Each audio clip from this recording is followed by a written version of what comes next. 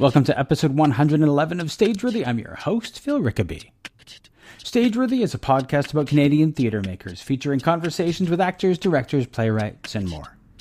If you're a first-time listener and you like what you hear, I hope you'll subscribe on Apple Podcasts, Google Music, or wherever you get your podcasts. And if you're subscribing on Apple Podcasts, please consider leaving a comment or rating. Your ratings help new people find the show. If you want to drop me a line, you can find Stageworthy on Facebook and Twitter at StageworthyPod, and you can find the website at stageworthypodcast.com. And you can find me on Twitter and Instagram at Phil Rickaby, and my website is philrickaby.com. My guests this week are Julia NISH-LAPIDUS and James Wallis of Shakespeare BASH'd. Shakespeare BASH'd is presenting Richard III from February 6th to 11th at the Monarch Tavern in Toronto.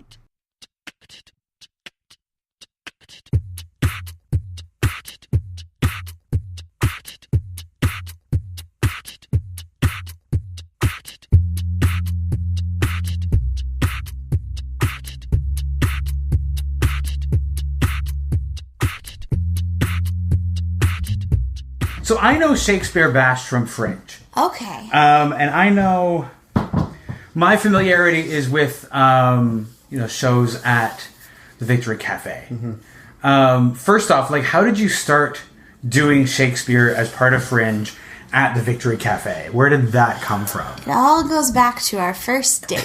That's a good way to start a story. Yeah. I mean, we were on our first date. We're both Shakespeare lovers. We talked about that a lot.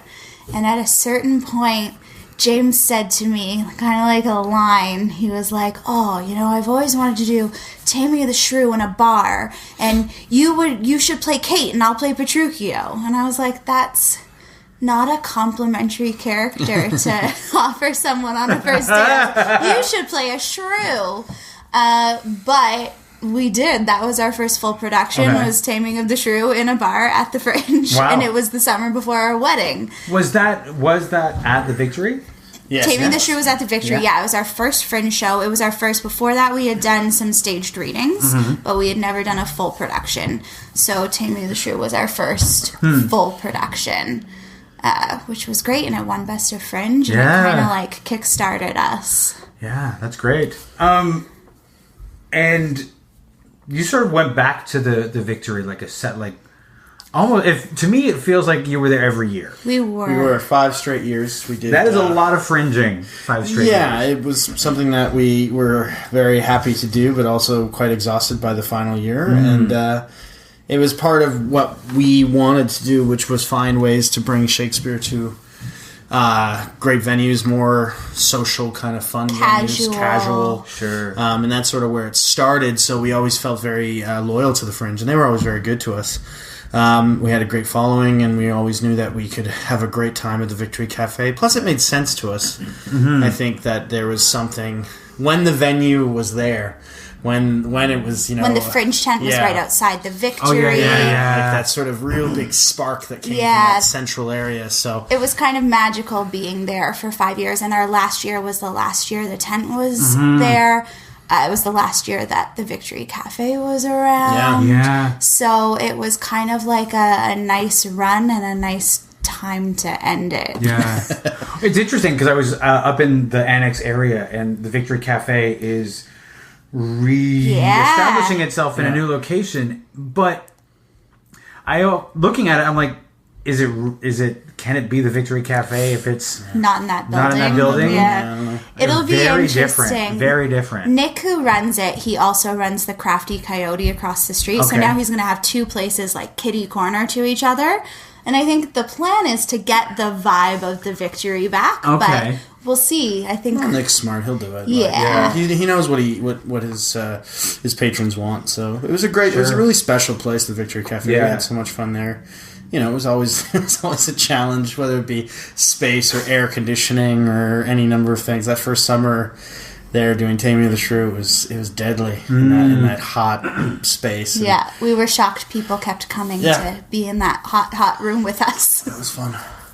It's funny that when a show is really when a show catches like that that it doesn't really matter if there's no air conditioning in the room. People will just keep coming. It was crazy. We were like, this is something we really want to do. We're excited about it. We found other artists who were excited about it too. So we were like, great, let's do this. Let's just give it a try. No one really does Shakespeare on the Fringe, which is funny to say now because now lots of people do. But at the time, it was like a weird thing that we were doing. And no one did Shakespeare in bars, but we were like, well, let's give it a try. And all of a sudden, our first show sold out, and we had no idea how or why. And we just discovered we had like hit on something. We figured it out now, I think. Now we've figured it out, but we were not completely. But. It was kind of magical the way it just kind of the audience came to us. It seemed to be something they were looking for. Yeah, it's a very controversial play, obviously. So having it happen in such a social and fun atmosphere where you could have a beer and sort of see the play in that context, I think it added a new experience, and that's what sort of we were going after. And we had a really good show. The director Eric Double he's such a good clown, and he really brought that spirit to the space. And so many like old friends, like thinking back on it now, it's like some of our closest friends were in that first show together. So it was very special to us for sure. It's interesting you talking about like bringing Shakespeare to number one, the Fringe, but also and putting it in places that people don't expect it. A lot of times we find, like, I know I sometimes get frustrated with Shakespeare and the way it's done. That it's costumes and this, and it's Stratford this and very staid, and combine that with the fact that a lot of people grew up or came through school with a negative feeling about Shakespeare because of how we teach it in schools, because we teach it in schools to begin with. Was that something that you guys were thinking about when you started thinking about putting Shakespeare in a bar? Yeah, I mean, we love it so much, but we're very used to the responses to people when they first hear about Shakespeare and kind of go, oh, yeah, well, I don't really understand it. It's hard to understand. Oh, it's no fun. Oh, I like to go and enjoy myself at something. I don't want to sit and be proper. And we're like, yeah, but that's not what Shakespeare intended with these plays. They were written for the masses. They were written for a group of people standing in a pit to cheer and boo and laugh, and we were like, that's what it should be, and people could enjoy it and understand it. And we found that they do. Sometimes your dad came to see one of our shows. My father, who's quite intelligent, but he's not certainly a Shakespeare buff by any means. Maybe he is now, but he said, we did King John in this like little punk rock venue called Junction City Music Hall. It was really fun, and I came up to him at intermission and I said, how you doing? He needed a beer. Someone like, are you enjoying yourself? And he said, well, I just also worry. And I said, okay. He's like, I don't think I understand what's happening. What do you think's going on? And he told me, this, and this person's this. And I was like, yeah, that's basically what's going on. He understood everything. He just assumed he couldn't. Right. Which I find that's a lot of it. People are like, no, I'm not going to understand Shakespeare. And it's like, no. Yeah. You can. Just stop assuming you can't.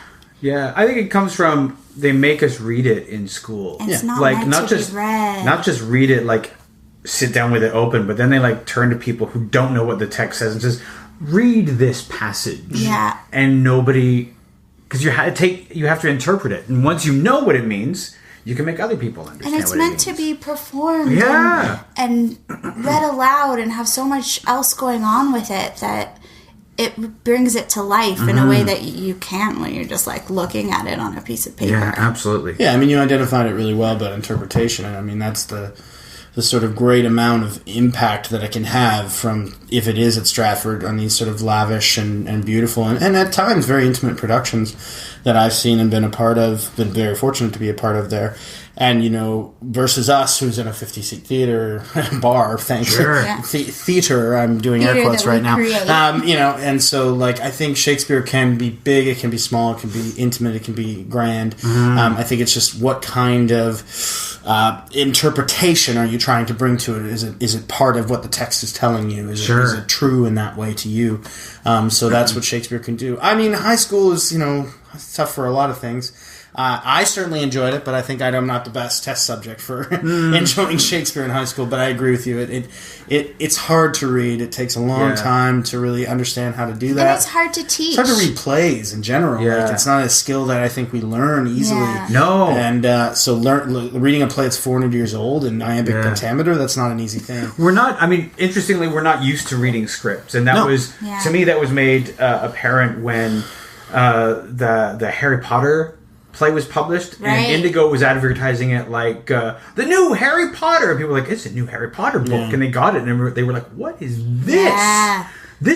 What is this? And people don't know how to interpret a script. The online reviews were hilarious. I can imagine. People were so angry that it was a play. Yeah. But I think I agree with you. It's hard to. We don't learn that skill right away. Yeah, I remember being in school and I liked Shakespeare. Like, I had seen it. Like, the first play I saw, and it's probably why it's still why I still have a soft spot for it, was As You Like It. People are like, it's a problematic play, but I'm like, I just love it. We love Because it's like the too. first one I saw. It's like my first love. Play everybody loves to hate. That's right. So I had that was my first exposure, and then I went into school and everybody was hating it. And I was like, what's wrong with you guys? And then as I watched other people struggle with it, I really understood why they didn't. Because they were faced with reading it before seeing it. Yeah, makes a big difference. Yeah. What is your theater background? Like, why did you guys decide that this was a thing you were going to do? It's a great question. Why did we? Well, we fell in love, and mutual love was of Shakespeare, and I think that was something that we did. But we both. But your mom, before that, yeah. I was always drawn to Shakespeare since I was very young, and I think you were too. I mean, that's one of those things. I remember distinctly being sick when I was 11 years old. And reading The Merchant of Venice, and not really completely understanding it. My sister had a copy of the complete works, and I picked it up and I read it, but being intrigued by it, and then I think it became more interesting to me. It became more of a... Like, I think for me, what I love about Shakespeare from then till now is that you can investigate. It's so much. It's bottomless. It's completely and utterly... unfathomably big and huge, and you can always dive into it and find something new. So I think I've always been that curious about it. Sure. I mean, my parents have always loved theater and always exposed me to a lot of theater, which was great. And I mean, from when I was very little, I had this little box full of those tiny little books that you have as a kid, like Little Robert Munch, but they were all like tiny little versions. And in that little box was also a book of sonnets, all of Shakespeare's sonnets, in this tiny little book that I would read and have my parents read to me from a very young age. So I always loved it. I loved the words, the rhythm of it, the poetry. I just got really into it. So like when I turned 10, my birthday present was a complete works, and I just started reading my way through it. My mom always laughed because James also as a kid had some Shakespeare books, and when she found that out, she said, well, it was meant to be the only two children who read Shakespeare found each other. Yeah, my grandmother used to take me to shows in Stratford, and also shows at the park, at Hyde Park, which I remember very distinctly, so I think we were very, very, very, very fortunate to have that influence early on in our life. And I think professionally was more of a sense of, I find Shakespeare such a very great equalizer for actors. And we're both actors. We both were actors first before we became producers and directors. And I always found it to be the great equalizer in the world of theater and acting. And so I always really loved being a part of any Shakespeare play. Working with Resurgence in Newmarket or Theatre by the Bay and Barry. Like, when I was very young, out of school, like, I was always so... mesmerized by what an ensemble can do with these plays and how it challenged these actors. And that there are so many different things you can do with it. It's so much full of choices. Yeah. And the text gives you opportunities to make these really, really important and interesting choices in the moment. So, I also find it baffling how relevant the plays can still be. Yeah. And I sometimes and sometimes am saddened by that fact. But it's really interesting to think that something that was worth writing about hundreds of years ago. Right. Is still something so relevant. Like right now we're working on Richard III. Yeah. Couldn't be more topical. Absolutely. And after this we're doing Measure for Measure. So like and that's why I say like sadly relevant. No, absolutely. But I find it exciting to think about these words that were said so long ago that can still have such resonance and relevance to us now. I like that history. And I like the opportunity to reinvent it and figure out what it is for us now in 2017. Yeah. The words too, right? The words are so... That to me is always what I'm absolutely...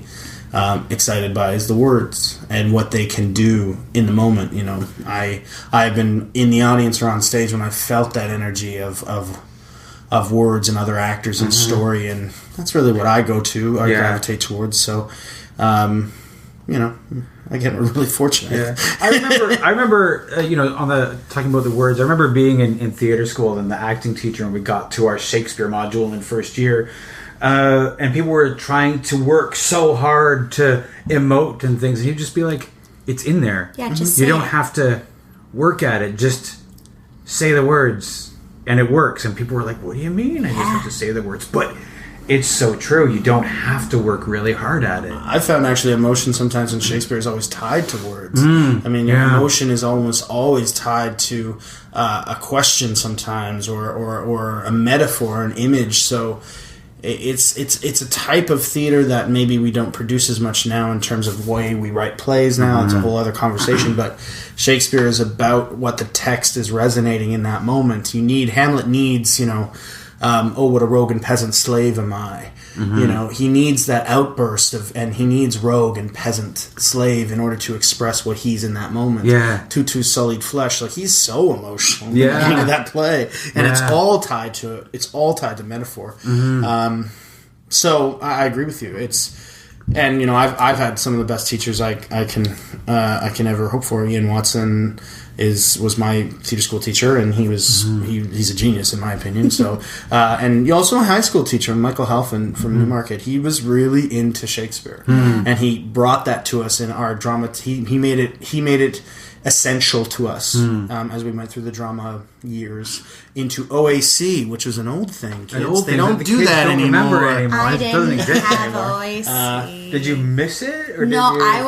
I was the younger end you were of in the the double cohort. We were both in the Okay. double cohort, but James was the OAC year, and I was the grade 12 year. Always that spooky. The double cohort. Oh, yes. Man, that was fun. It's interesting thinking about the way that because you can interpret Shakespeare in so many different ways. You can put it in different settings. And I've done a few productions or been involved in some productions where the interpretations were interesting, but they kind of get in the way. You can be so high concept that you keep butting up against Shakespeare telling the story. It's almost like you can be too clever. Yeah. That's a good way to put it. It's true. I mean, you can be very clever with this stuff and it can work. Yeah. But it can also get in the way. I think we tend to go in the opposite direction of trying to not put too much concept. We're we like a nice bare bones sort of feel, focusing on the words and the incredible actors who we get to work with. Yeah, I mean, I believe this is a Shakespeare quote. I should know this, but it's Saturday night. The truth will out. Yeah. You know, I think that's very true. You know, I always say that in any form of cutting in Shakespeare's adaptation, right? So in any kind of interpretation, conceptualization, it is a form of adaptation. And I always find that, you know, I do cut the scripts because you have to. Yeah. You have to. They're long, or some stuff is not useful in that moment. So I find that, but you always lose something. Like it's never something of a subtraction into a better situation. Well, maybe not better is the right word. A subtraction that becomes an addition. You always lose something, and you always have to reckon with that. Yes. And I find that fascinating because, you know, when we look at these scripts, they are not, you know, they are not finite. That's not what they have to be. Frankly, some of them are still disputed to this day about whether what they are. Yeah. But there's things that, like, we're finding that in Richard right now, working through the text. Like, it's a long play, and we want to make sure people have a nice evening, but maybe not a 4-hour evening. Yeah. So the cuts that Julia has made are wonderful, but we do run up to things and we go, okay. Right, like, I cut this, so now this doesn't make sense. Uh-oh. Yeah, so it's... You just have to be smart. Yeah. Clever is a great thing. It's about being thoughtful about it. Sure. Yeah. Because I did a production where they decided they were going to do Romeo and Juliet as... They were transplanting it into like a Lord of the Flies situation, kids on an island. But then you start losing the parental relationships. Right. And you get so... Like, suddenly you're butting up against what Shakespeare is trying to do, and it's difficult to get around it. You're like dodging Shakespeare's story in order to serve your concept, where your concept should serve Shakespeare. Exactly. Yeah. You need to think about what the story is of that play and how something else can serve that and make that clearer or more relatable for an audience in a present day or something like that. But yeah, you want to be careful not to take it somewhere where it makes no sense with what the play is doing. Yeah. Unless you're totally changing unless you can do it, but you have to really, like, you can't call it, you can call it Shakespeare, but you can't try to pretend that it's like the thing, because you can cut around it and adapt it. And there are companies who do incredible adaptations. Sure. I mean, the Walking Shadows production of Macbeth that Shakespeare in the Rough did a few years ago was beautiful. It wasn't Macbeth the play. It was a beautiful adaptation of that story, those characters, the feeling of it. And they used the text. I mean, they did. It was a different approach to it. I think it's always about focus, right? Sure. Like, what are you focusing on? Yeah. If you're going to set Romeo and Juliet in the Lord of the Flies situation, I necessarily wouldn't do that. Then so why? Like, that's my question. The important. That's I think the important question is, like, when you're going to do that, why? What does that do? Why did you make this choice? What does it bring to it? And you know what? There's really smart directors out there that can make, or companies, frankly. It's not just one person; it's many people that can always make really smart decisions and really clever decisions, or really streamline an idea, which I think is great. Yeah. I'm more interested. For me, and I won't speak for Julia, but I assume I'm interested in what the play, how it's written, and like what we can do with that. And in adaptation for us is usually in either moving things, changing a couple of things, or just cutting like things, focusing the story. The Sometimes, idea. like when we did Hamlet, Catherine Rainville, the director, got rid of the external world, no Fortinbras, and just really made it kind of more of a family drama. Yeah. And it worked really well. Yeah. I mean, the interesting thing, like, there's so much in Hamlet. Have you seen the Brenna Hamlet? Yeah. Yeah. All the 4 one hours. thing that always strikes me about that 4-hour marathon is I left thinking, that's why people cut. Yeah. Yeah, I mean, it's a beautiful piece of filmmaking. It's absolutely beautiful, but it does illustrate at points There's the necessity a lot in that play. of cutting. Yeah. It's constantly, again, anytime you do a play, whether it be by Shakespeare or not, why? Yes. And what are we doing with this play in this moment in time, right? Looking at something like Richard III, I think you have to reckon with the fact that it's English history, interpreted English history, that there's certain things that this audience in Canada may not understand, but it doesn't mean that they're not going to hook on to it, right? They're not going to find that interest level. It's a fun play, I must say. Yeah. And so there's that sort of charismatic middle to it in Richard that you sort of always have that benchmark to go back to, But, I mean, I see everything. Anything that has Shakespeare attached to it, I see it. And sometimes I'm very impressed by what people can do, especially with, like, some works that are taken of more sort of, I guess, collages of ideas that bring it into. I find that stuff really interesting, theatrically as well as, Shakespeare-wise. So, yeah. It's interesting because you're talking about the how in Richard III we're making reference to history that everybody in Shakespeare's audience knew by heart, and that we don't, and yet still. The play resonates because I think situations Yeah, and because it was historical fiction still. Yes. You know? Yeah. So he pulled it from the actual history that everyone knew, but then created these characters and these relationships and little details of what was happening with them and conversations they had and things like that, and really made it real. So it's the same way we, are all watching The Crown right now on Netflix. Yes, and yeah. We're so into it, and I'm not necessarily so into it because I care about that history so much, but I'm getting into the characters of it. And I think that's where he succeeded with stuff like that. I'm glad you pointed that out, because for a while there, I was watching The Crown, and people were like, what are you watching on Netflix? I'm like, I'm watching The Crown, and I can't explain why. Because it's good, and because the characters are interesting, and not because I care what happened to any of them necessarily, but at least, I haven't really watched the second season yet. No spoilers. Yeah. But in the first season, watching someone deal with these changes in her life is incredible. Something that I can't even imagine, because I will never be a queen. Yeah. So it's very cool to see that in a personal way with a character who you get to know. And I think that's what the history plays do too, whether you can relate to becoming royal or not. Yeah. It's about good government too, right? So it's the politics of those times were different. Obviously, they had different specificities or details, but in the end, it resonates in a different, more, allegorical or archetypical way, and we're seeing that now.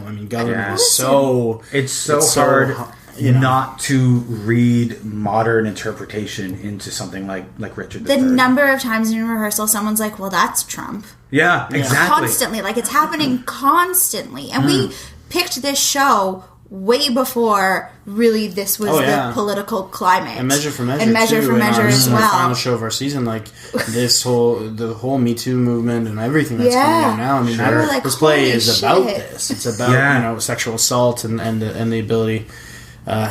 He literally says, "Who will believe thee, Isabel?" I know. And it's this one question. Again, there's so much attached to that. Yeah. To those 4 words. Yeah. 5 words. Pardon me. And it's unfathomable how much that can still be with us today, this moment. And Richard, is an exaggeration of a tyrant. Because that's what they were trying to find. We're living with a real exaggeration. Yeah, I know. That's exactly. That's what's amazing about it. It feels so strange. Richard seems almost like a little more lovable than the guy we've got in real life. Well, it's because, the guy, Richard talks to you and tells you, Richard has this charm that just sort of, because he's, building a relationship with the audience. The audience is his, closest friend in the show, which is one of my favorite things about the show. Yeah, it's so cool. It's also terrifying because he makes you complicit in it. Oh, absolutely. Absolutely. As people are dying, the audience, as Richard's best friend, are slowly realizing, oh, I'm kind of part of this. He kept telling me what he was going to do, and I laughed at his jokes, and he said, is this okay? And I said, yeah, this is great. Yeah. And I love that. Yeah. He makes everyone part of it. It's great. Now that you're not doing this at the Victory Cafe, where is Richard happening? The Monarch Tavern. Okay. Which we've done a number of shows. A lot of our not fringe shows have been at the Monarch. They're amazing there, and it's our second home now. Oh yeah, they're it's such a cool place. Yeah. It's one of our favorites. Evan and Michael, who run the Joiner, are so great. Yeah. So But we've been working to kind of find bars throughout the city to not kind of just stick with one place, but spread ourselves out a little bit.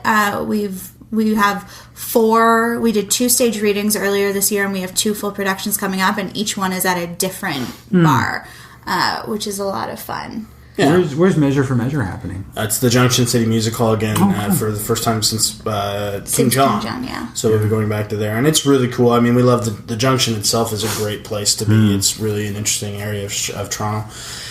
And it's this basement, like, really small, intimate Music space. venue. Yeah, and it just really spoke to us the first time we did it. And Yeah. I think we're really excited about Measure for Measure because it's an incredible group of people. Catherine Rainville, who's our associate artistic director, is going to be directing it, and I think that she's really tapping into the now of it all. And yeah, I mean, venues are one of those things that are hard to find in this city. So we're very fortunate to have so many great people that want to work with us. Yeah, we're finding that bars are excited about this idea too, though, when we talk to people about it. And I think it helps that we have a bit of a track record, but they're really excited to have something different and to see what happens. And then to see that people coming to this, they're actually going to buy a lot of drinks and hang out, and it's going to be like a really good time. And then at some point, everyone's going to sit down and watch a play from 400 years ago. Yeah, I mean, our sort of our parameters for a show that at any venue is like it's an empty space with really good beer. Yeah, that's what we're hoping for. So we've been very, very fortunate with that over the years. So yeah, I really like that. I mean, you're naming a lot of plays that people don't often do. Like, who does King John? Yeah. So it's such a great play. It really is a character drama. Yeah. It's about individuals in a world that is impressing upon this sort of government or this sort of community that no one wants to be a part of, which is really interesting. So we've been like, and also because now we started doing the stage readings of plays that are written by his contemporaries. So we just did Volpone by Ben Jonson. I mean, talk about a play that's about our time now. It's about greed and avarice and all these lust, and just manipulation. And it's about a person faking who they are in order to manipulate people to get what he wants. It's a great study. Again, not chosen for any other reason, but it just spoke to us that we liked that play. I mean, that's essentially when we sit down and say, what should we do? We say we like this play. What are we excited about? What makes it, and as a Shakespeare company, I think that's, it's in the name. What is it about this moment in our history? Like when we did King John and now with Richard, like the history plays are incredibly hard to produce because, as Julia found out working through the play, there's 100 characters or how many characters in Richard? Yeah, there were like 70-something characters. I was like, what? They're epic. They're we huge. don't have 70 actors. Yeah, and I think rather than like a Twelfth Night, where it's like 12 to 14, the comedies or even some of the tragedies. Like Julius Caesar is a large play, but it's not a huge play like Richard. So, but it's fun. Also, like doing these plays now in a bare bones staging, there's lots of opportunity to think outside the box, cast differently, where we from really the beginning have been really all about gender parity. Our King John was a woman. I played the male lead in Volpone, not Volpone, but Mosca, who is a great part and traditionally male. And we read it and we were like, this is so good as a woman. Yeah. It just gives you, there's so many opportunities to kind of change things up and make it more relevant and interesting, I think. Yeah, and I think the whole point, the beginning of this company, when we started it, was about actors. And it was all about getting the best actors that we can find and the best actors to work with in the moment and throw a script at them and say, what are we going to do together? What is this going to be? This is about ensemble. This is about company. This is about story and play.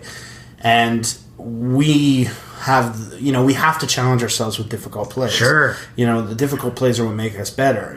So even plays like, we did Love's Labour's Lost. That's an incredibly hard play. It's deceptively, I think Comedy of Errors, which you directed a couple years ago, is a very hard play. Yeah. It's I think of, we haven't hit Lear yet, but how, when you look at plays like King Lear or Pericles or these really strong but, vast plays, how do you interpret them and who do you need to interpret that with? Yeah. And, we're only as good as the people that we have the privilege of working with. Sure. So, I think we're very, very, very keen on trying as much as we can to to be into our own moment at this time as a company, and also the moment in time as a as a world, and choosing in that realm. Yeah, so that people feel like watching these plays in 2017 or 2018 is they're getting something out of it.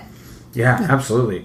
I mean, if you're watching something like if you're watching Shakespeare and don't get anything out of it, then it's almost like you're back when you were forced to go see it. Yeah, exactly. And it happens, and that's unfortunate, but I don't think it's necessary. I think there's a way to do it that can take you out of that and could maybe take that stigma off of Shakespeare if we can start moving more in this direction. Because there are so many great indie companies, and the larger companies are doing it too, of doing these more thoughtful productions instead of just saying, well, this is how it's always been done. That's one of my least favorite things, is that this is how it's always been done. Yeah. I'm actually bored if they come out and they're in like pumpkin pants and, and whatever. I don't want to see Shakespeare in period anymore. I want to see I actually think those costumes get in the way now. Yeah. We don't see. You can get lost in those costumes as an actor. It's something to fight through. Yeah, you gotta be smart. Like I think I've seen it and enjoyed that aspect of the design or the world. Like we're looking at it from a point of view of that's the times naturalism. At that. I guess that's what I've always seen. But if it becomes about the costumes, it becomes about that. Nothing against costuming. I mean, that's very important. But the words have to speak to us, to an actor now, and in the theater, you're hearing it in the moment. Yeah, it's that sense of it's never going to be the same. It's like always at that time. So yeah, I mean, again, as long as it's why, it's the why. And if you are answering that question for me and I can see that, then I'm into it. Yeah. I think modern productions are fantastic. They're hard because you have to, if I see a cell phone on stage, I always worry. I was like, okay, these are great. But I'm like, a lot of Shakespeare is like miscommunication. Well, that's the thing. Is like, there's certain plays and certain things where if you could just call somebody up and ask them, it doesn't work. If Othello can call Iago or call Desdemona and say, "Hey, is this the thing?" Yeah, like the play's over. Or he can just talk to her in general. Well, there's that. There's that. But like. But it's like, Romeo and Juliet, it was a couple years ago they did a social media experiment with it, and I was like, well, social media would have made this play completely irrelevant. Yeah. Like, she would have texted him, so we're meeting at the thing. Where are you? Where are you? I'm not saying it can't be done, because I've seen it being done well, but it's just one of those things. It's difficult you have to be careful. I always kind of go, I get worried. I'd say worried would be the one thing. So, it's interesting, though. Yeah. Again, we also work bare bones and out of sheer necessity for the story and the text, and the actor. So we tend to keep things very simple. And we did Twelfth Night back in February, and I was really, as a director, I was really inspired by this play is about rejuvenation. It's about life has been so horrible, now it's going to get better. So we sort of loosely based it in the early 20th century, after the First World War. This was sort of. The lost generation was gone, and now there's going to be a rejuvenation. Everybody's just so happy to be alive, and that's what's going to be, something that they can cling to. Whether or not it worked, it's not for me to know, but but again, we have to approximate that because we're working in small budget land. We're always in a bar. Yeah, it's always in a bar. Well, I mean, can't hide that fact. That is there's something freeing about a limitation. Yeah. If you know that you're always going to be in a bar. You have to I think you decide whether or not, is this play in a bar? Is the audience separate from it? There's all these, but this is our space, and we have to work within it. And I think it opens you up to new opportunities and forces you to be even more creative sometimes, which like we always talk about innovation by necessity, because we don't necessarily have money for things or huge resources or things like that. We really have to be creative about how things are done, and sometimes that can create such lovely theatrical magic. I love that about theater, when you have to get creative because of limitations, and it works so much better than if you could afford all of the things. Yeah, it's pretty exciting. There are times where we do a show and I'm like, if someone handed me tons of money, like, I'd want to put it in everyone's pockets, but I don't know if I'd change the way we're doing this play. Just hiring some help. Yeah, just maybe like pay some people to help me with some of the things. Some of the other stuff. Yeah. I mean, as producers of this, and is your season 2 shows? How many shows do you do in a season? We're doing 4 this year, which we've done for the last. Well, it varies. It 3 to 4. varies, yeah, 3 to 4. But this year was 2 staged readings and 2 full productions. As a producer, there's 2 of you, and do you find that producing is your full-time job, that it takes up or it's as much as a full-time job? It's a lot. I worked as a producer for a while, so luckily I know a fair amount. I'm not kind of figuring it out as I go. I have a good knowledge base, great knowledge base, which we've worked with. Amazing producer.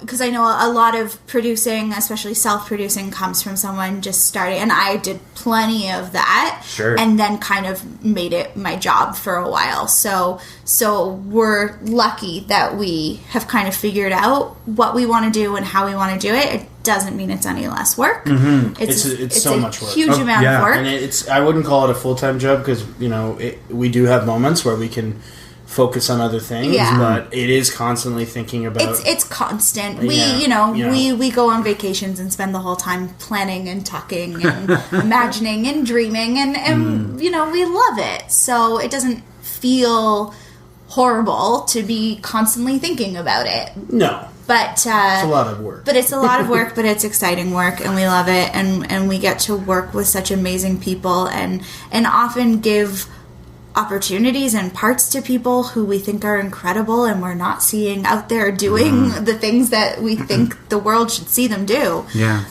So that's exciting, and we get to do it all together. Yeah, it's nice to work together, which we kind of worked hard at maintaining that relationship personally and professionally. And there's just certain things that Julia is better at than I am, or maybe not better, more equipped, let's say. So I'm more equipped to, or I'm just more interested in, like when it comes to the stage readings, I'm trying more and more to understand the contemporaries and what those plays resonate with, and reading all that I can about that period. So then I'll say, okay, well, I think we should do this play, and Julia will be like, okay, so now we have to find a venue, and she'll make it all logistics, and then she'll say, okay, what is the play about, and she'll read it, and she'll interpret it her way, and it's a give and take. And then Catherine, who's our associate, who is also a great middle ground, a great third voice, maybe third vote, is always a great person to say, well, what about this? And then we have amazing support from so many people. Yeah. Jay Duras, who is constantly helping you, and Drew O'Hara, her fiance, who's they're 2 of our best friends, and they're always just like, what can I do? What can I do? What can I do? So it's always about community, and we work very hard, but we could not do it on our own, and we could not do it without each other, I don't believe. It's true. And we love it. You have to love it. You have to want to do it. You absolutely. I mean, with the amount of work that it has to be to do these shows, the stage readings, the performances, and all of that. If you didn't love it, you would be torturing yourself. Yeah. You shouldn't do it. Yeah, absolutely. You shouldn't do it. But it's exciting. I mean, our first full production was in 2012, so it's been 5 years that we've had seasons and done full shows and things like that. And every year it gets bigger, and we hit new milestones, and that's exciting to see too, to think about it and be like, it was only 5 years ago when we were like, maybe this will work, maybe someone will want to come see this. So to think what's happened in that time is actually a great motivation to continue putting in the work and the effort, because a lot is possible and a lot has changed since then, and it's exciting to see that. I agree. Doing the readings of Shakespeare's contemporaries, are there particular contemporaries that you're most excited to investigate? That's a good question. Well, I mean, when we started, I love stage readings. I think they're such, especially with Shakespeare, because the poetry, is so you can. I'm not saying it's the best way to do it. You can just take in the play that way through actors speaking it and then sort of visualizing it for yourself in the audience. I mean, we're very staged with our readings. We keep it moving. We have some things. We rehearse them. And we do rehearse them. It's a different kind of rehearsal period, but we've gotten very good at it. So we started that way. We did Romeo and Juliet and Midsummer Night's Dream just because really we both wanted to do it and said, okay, but this is the way it's going to work for now. Sure. And then when it came down to continuing the tradition of that, I thought it was best, and Julia agreed, that we move towards more different plays. Like I think having, our first stage reading of them was Edward II by Christopher Marlowe. So Marlowe is probably one of Shakespeare's most important contemporaries. And his work is so different but so similar in a way. And he, in that play especially, it's, whether or not it was the influencer of Richard II, whether or not it was influenced by Richard II, and also the fact that it is about a homosexual king in the world of that time when that was never going to be spoken of on the surface. So, and it became something that we were really excited about. It's fun to explore a similar style and find the differences. Like we just worked on a Ben Jonson play, and I realized that there's this great similarity and you're using the same skill set to explore the text, but he's just like a cruder version of Shakespeare. Yeah. Like it's just, and like I mean that in the best way possible because I love it, but he's my favorite phrase that he uses is windfucker. And it's for someone with gas. They are a windfucker. And I was like, of course that's how Ben Jonson, Shakespeare would find this like beautiful, eloquent way of saying it. Not Jonson. Well, I mean, and Jonson is a satirist through and through, right? He was always looking at his contemporary world and saying, "This is how I'm going to turn it on its head." He was also kind of this angry egotist. His biography is absolutely fascinating. He's one of the most fascinating people to listen and to read about. So, I mean, he was on the high on the list, and Thomas Middleton and in conjunction with William Raleigh, we did The Changeling. I just love that play. I think Thomas Middleton is slowly becoming one of the more important contemporaries in our modern critical history. There's so many. John Webster is probably the best writer other than Shakespeare. John Ford is a unique writer. I'm sure my overly scholarly friends like A.J. Richardson will now want to throw in a few on the talk when we talk. But I mean, there is a vast resource of great plays and a lot of crappy plays, but they're interesting. So that's what we always say. I guess when we come together and we say, what are we going to choose for this? We go, what's interesting?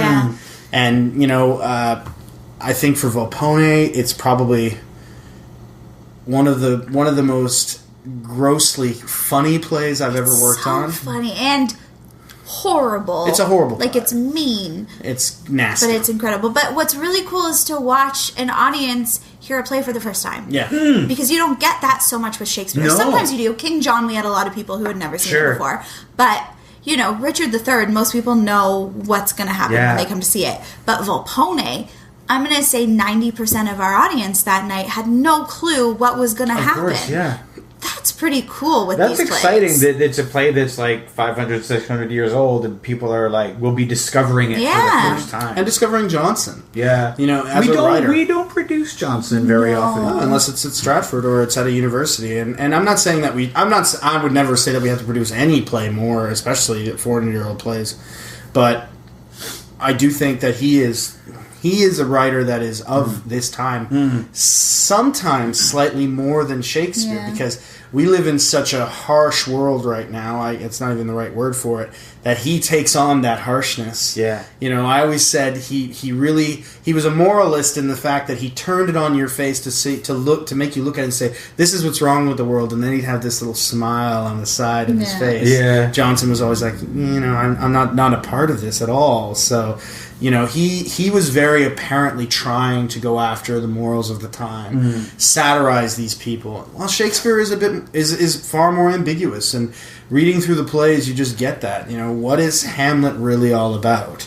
what is Twelfth Night really all about? I think Shakespeare's asking questions, not really giving answers. Sure. Not to say that Johnson isn't doing the same thing, but he's more forthcoming with his answers, I would say, than or most his people. opinion. Yeah. Yeah. The Changeling is a beautiful play. It's one of the best plays, I think, written in that time. It is like, it's a thrill ride. It should be produced all the time. It was just done at Stratford, and I think it's a great play.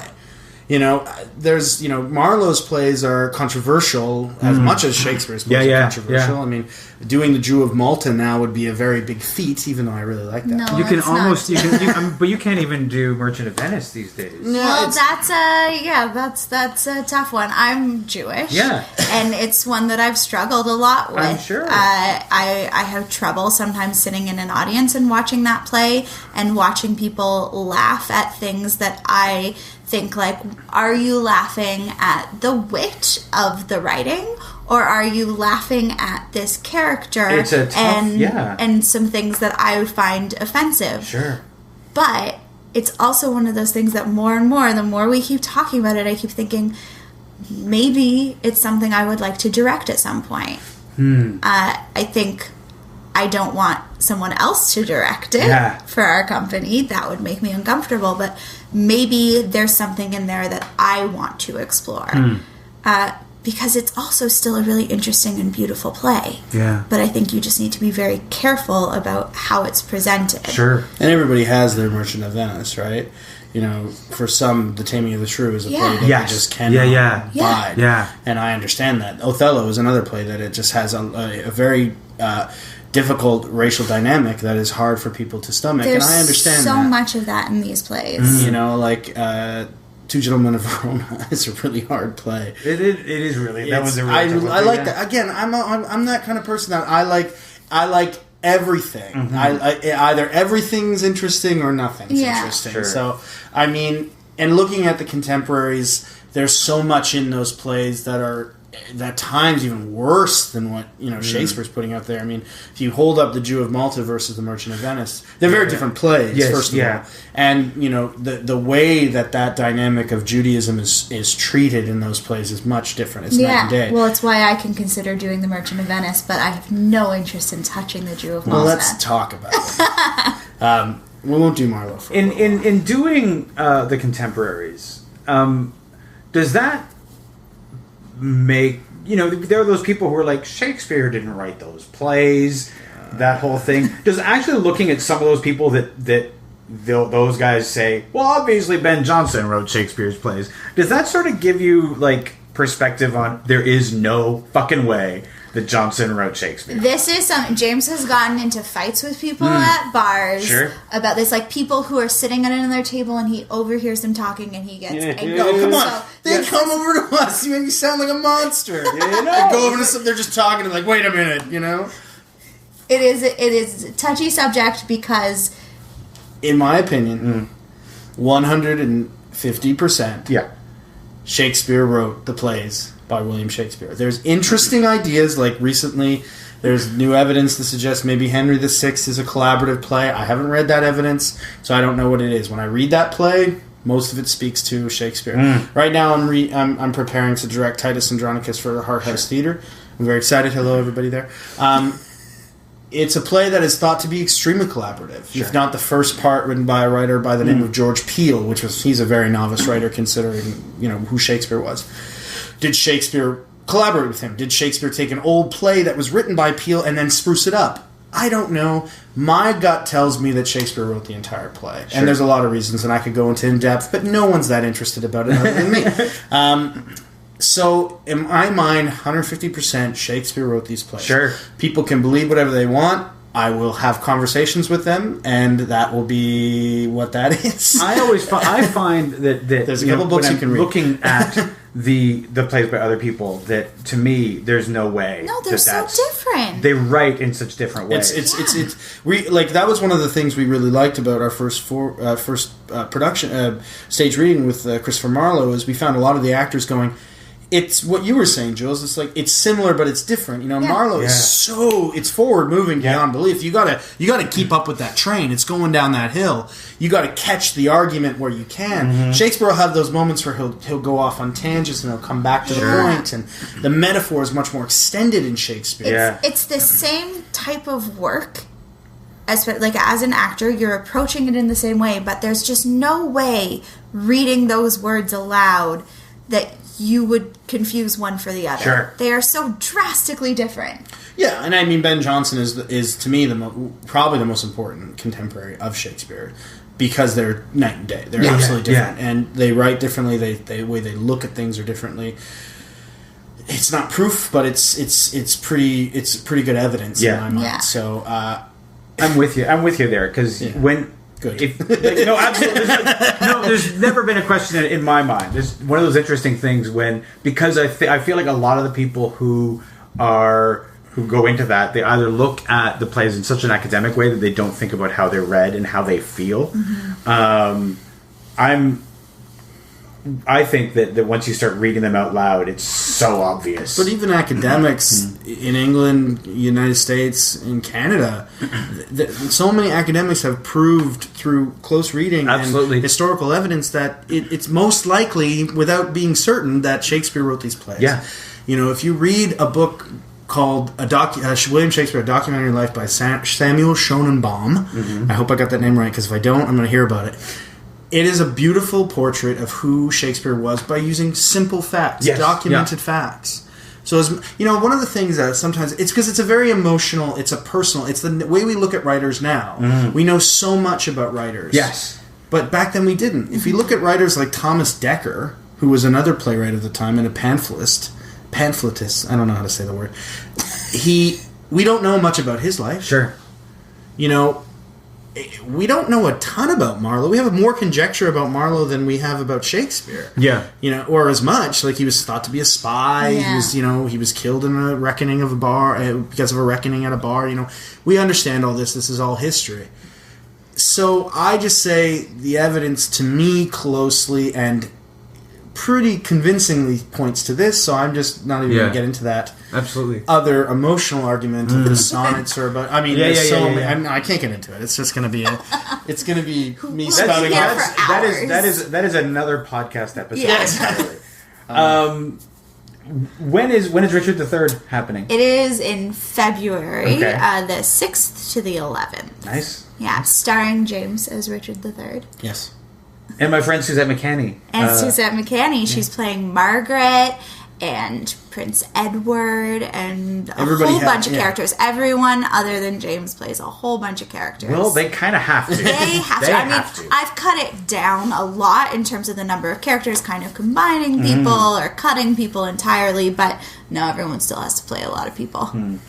Where can we find you guys and Shakespeare Bashed online?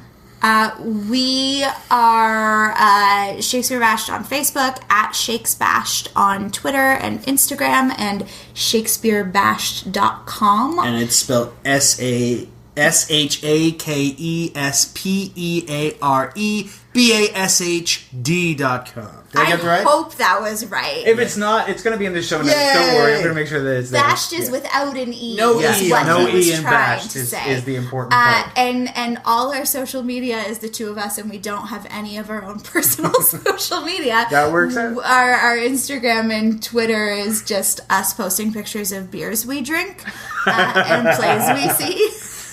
Well, that's a legit. Yeah, these are the things we do. Those are the two things I like the most. Yeah. So. Thanks a lot, you guys. It's been a lot of fun. Thank you.